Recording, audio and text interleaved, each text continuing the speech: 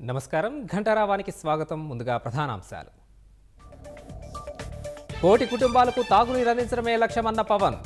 ఏపీలో జల్ జీవన్ మిషన్కి కేంద్రాన్ని 76,000 కోట్లు అడిగినట్టు వెల్లడి.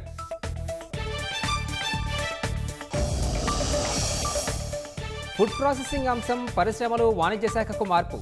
బిజినెస్ రూల్స్ 2018లోని రెండో షెడ్యూల్ సవరించిన ప్రభుత్వం.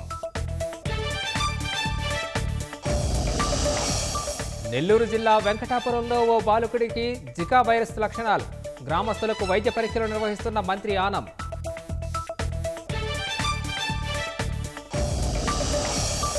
నైరుతి బంగాళాఖాతంలో తీవ్ర అల్పపీడనం. 3 రోజుల పాటు కోస్తాంధ్రలో వర్షాలు పడే అవకాశం.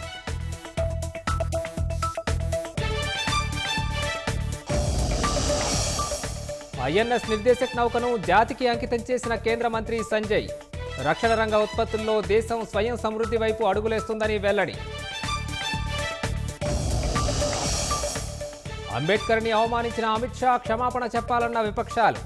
కాంగ్రెస్ నేతలు డ్రామాలాడుతున్నారని ప్రధాని మోదీ ఆగ్రహం.